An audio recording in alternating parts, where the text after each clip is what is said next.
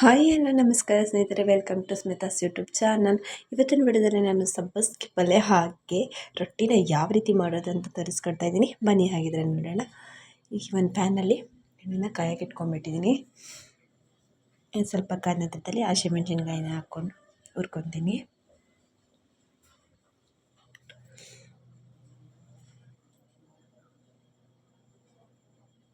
ಇದು ಚೆನ್ನಾಗಿ ಹುರಿದ ನಂತರದಲ್ಲಿ ನಾನು ನಿಮಿಷ ಹೊರತಾಗಿದೆ. ಈಗ ಬೆಳ್ಳುಳ್ಳಿನ ಸೇರಿಸ್ಕೊತೀನಿ.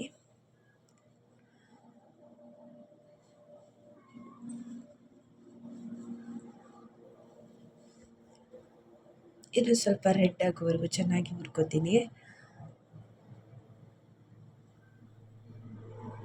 ಇದನ್ನು ನೀಟಾಗಿ ಹುರ್ಕೊತೀನಿ. ನಾನು ಲೋ ಫ್ಲೇಮಲ್ಲೇ ಇಟ್ಟಿದ್ದೀನಿ. ಆದಷ್ಟು ಲೋ ಫ್ಲೇಮಲ್ಲಿ ಇಟ್ಕೊಂಡು ಅಡುಗೆ ಮಾಡ್ಕೊತೀನಿ.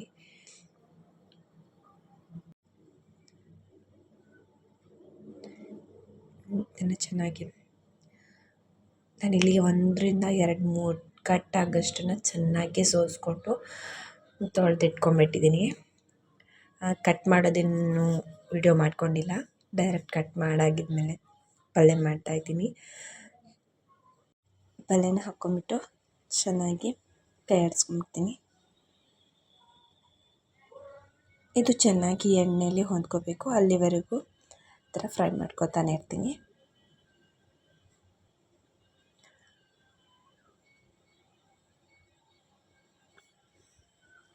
ಇದಕ್ಕೆ ನಾನು ತೊಗರಿಬೇಳೆನ ಮೊದಲೇ ಸ್ವಲ್ಪ ಕುದಿಸ್ಬಿಟ್ಟು ತೆಗೆದಿಟ್ಕೊಂಡಿದ್ದೀನಿ. ಇದಕ್ಕೆ ಯಾವುದೇ ಇದ್ರ ಪಲ್ಯಕ್ಕೆ ಸ್ವಲ್ಪ ತೊಗರಿಬೇಳೆನ ಹಾಕಿದ್ರೆ ಚೆನ್ನಾಗಿರುತ್ತೆ. ಈಗ ನಾನು ಉಪ್ಪನ್ನು ಆ್ಯಡ್ ಮಾಡ್ಕೊತೀನಿ. ಉಪ್ಪನ್ನು ನೋಡ್ಕೊಂಡು ಹಾಕ್ಕೊಳ್ಳಿ, ಬೇಕಾಗಿದ್ದಷ್ಟನ್ನಷ್ಟೇ ಯೂಸ್ ಮಾಡ್ಕೊಳ್ಳಿ.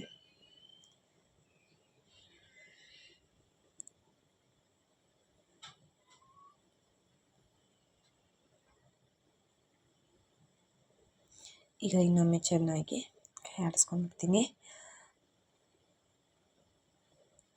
ನಾನು ಆಗಲೇ ಹೇಳಿದ್ನೆಲ್ಲ, ಬೇಳೆನ ಕುದಿಸಿ ತೆಗೆದಿಟ್ಕೊಂಡ್ಬಿಟ್ಟಿದೆ ಅಂತ, ಅದನ್ನು ಕೂಡ ಹಾಕ್ಕೋತಾ ಇದ್ದೀನಿ. ಇಲ್ಲಿ ಬೇಳೆನ ಹಾಕಿದರೆ ಇನ್ನೊಂಥರ ಟೇಸ್ಟ್ ಚೆನ್ನಾಗಿ ಬರುತ್ತೆ, ಅದಕ್ಕೋಸ್ಕರ ಇದರ ಬೇಳೆನ ಹಾಕ್ಕೊಂಬಿಟ್ಟು 1-2 ನಿಮಿಷ ಚೆನ್ನಾಗಿ ಹುರ್ಕೊಂಡ್ಬಿಡ್ತೀನಿ. ಆಲ್ಮೋಸ್ಟ್ ಈಗ ಪಲ್ಯ ರೆಡಿ ಆಗಿದೆ. ಇದೇ ಥರ 1-2 ಸಲ ಕೈ ಆಡಿಸ್ಕೊಂಡ್ಬಿಡ್ತೀನಿ.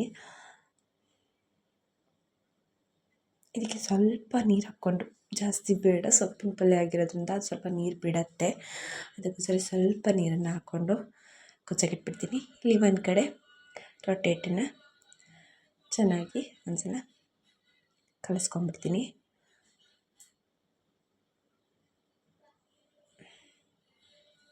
ಹಿಟ್ಟನ್ನು ನಾವು ಯಾವ ರೀತಿ ಕಲಿಸ್ಕೊತೀವಲ್ವ ಆ ರೀತಿ ಉಬ್ಬಿ ಬರುತ್ತೆ ರೊಟ್ಟಿ.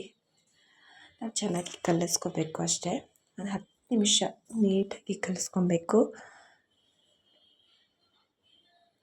ನೆಕ್ಸ್ಟ್ ಇಲ್ಲಿ ಆಗಿದೆ ನೋಡಿ, ಈ ಥರ ಕಲಿಸ್ಕೊಂಡಿದ್ದೀನಿ.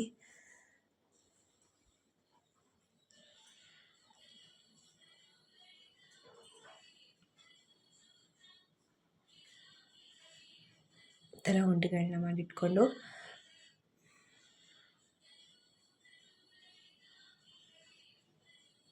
ಇಷ್ಟಿಷ್ಟು ಸೈಜಲ್ಲಿ ಮಾಡ್ಕೊತಾ ಇದ್ದೀನಿ. ಸ್ವಲ್ಪ ದೊಡ್ಡದು ಬೇಕು ಅಂತಂದರೆ ನೀವು ದೊಡ್ಡದು ಕೂಡ ಮಾಡ್ಕೋಬೋದು. ನಾನು ಸ್ವಲ್ಪ ರೊಟ್ಟಿನ ಸಣ್ಣ ಸೈಜಲ್ಲಿ ಮಾಡ್ತೀನಲ್ವ, ಹಾಗಾಗಿ ಸ್ವಲ್ಪ ಸಣ್ಣ ತೊಗೋತೀನಿ. ಏಕೆಂದರೆ ನನ್ನ ತವ ಸ್ವಲ್ಪ ಸಣ್ಣ ಸೈಜಲ್ಲಿದೆ, ಅದಕ್ಕೋಸ್ಕರ ನಾನು ಸಣ್ಣದಾಗಿನೇ ರೊಟ್ಟಿ ಮಾಡ್ಕೋತೀನಿ. ಈಗ ನಾನು ಹಿಟ್ಟನ್ನು ಹಾಕೋತಾ ಇದ್ದೀನಿ. ಈ ರೀತಿ ಕೈಲೇ ಬಡ್ಕೋತಾ ಇದ್ದೀನಿ. ಇವತ್ತು ಲತ್ತಿ ಕೂಡ ಯೂಸ್ ಮಾಡಬಾರ್ದು, ಕೈಯಲ್ಲಿ ಬಡಿಬೇಕು ಅಂತ ಅಂದ್ಕೊಂಡಿದ್ದೀನಿ. ಕೈಯಲ್ಲೇ ಬಡ್ದು ರೊಟ್ಟಿ ಮಾಡಿ ತೋರಿಸೋಣ ಅಂತ ಅಂದ್ಬಿಟ್ಟು ಕೈಯಲ್ಲೇ ಈ ಥರ ಬಡ್ಕೋತಾ ಇದ್ದೀನಿ. ಕಾಣಿಸ್ತಾ ಇರ್ಬೋದು ಯಾವ ರೀತಿ ಬರ್ತಾಯಿದೆ ಅಂತಂದ್ಬಿಟ್ಟು. ಇದಾಗಿದೆ, ಈಗ ಬಡ್ದಿದ್ದಾಗಿದೆ. ಈಗ ನೆಕ್ಸ್ಟ್ ನಾನಲ್ಲಿ ತವಾನ ಕಾಯಕ್ಕಿಟ್ಟಿದ್ದೆ, ರೊಟ್ಟಿನ ಕೂಡ ಹಾಕ್ಕೊಂಡು ಒಂದು ಒದ್ದೆ ಬಟ್ಟೆಯಿಂದ ಈ ರೀತಿ ನೀರನ್ನ, ಸ್ವಲ್ಪ ಹಿಟ್ಟು ಮೇಲ್ಗಡೆ ಹಿಟ್ಟಿರುತ್ತಲ್ವ ಅದು ಕ್ಲೀನಾಗಿ ಹೋಗಲಿ ಅನ್ನೋ ಉದ್ದೇಶಕ್ಕೆ ಈ ಥರ ನೀರನ್ನು ಹಚ್ತಾರೆ. ನಾನು ಕೂಡ ಹಚ್ಕೊಂಡೆ.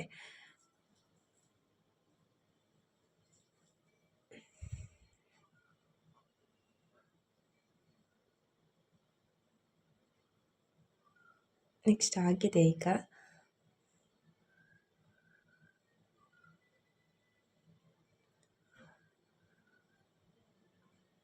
ಈ ಥರ ಕೈಯಿಂದ ಒಂದು ಸ್ವಲ್ಪ ಪ್ರೆಸ್ ಮಾಡ್ತಾಯಿದ್ರೆ ರೊಟ್ಟಿ ಸ್ವಲ್ಪ ಉಬ್ಬಿ ಬರೋದಕ್ಕೆ ಹೆಲ್ಪ್ ಆಗುತ್ತೆ. ಅದಕ್ಕೋಸ್ಕರ ನನ್ನ ಕೈಯಲ್ಲಿ ಈ ಥರ ಮಾಡ್ತಾ ಇರಬೇಕಾಗುತ್ತೆ.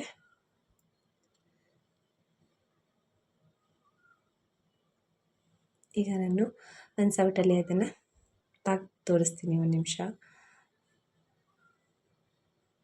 ಸೈಡೆಲ್ಲ ಸ್ವಲ್ಪ ಉಬ್ಬೋದಕ್ಕೆ ಶುರುವಾಗಿದೆ. ಕಾಣಿಸ್ತಾ ಇದೆ ಅಲ್ವಾ?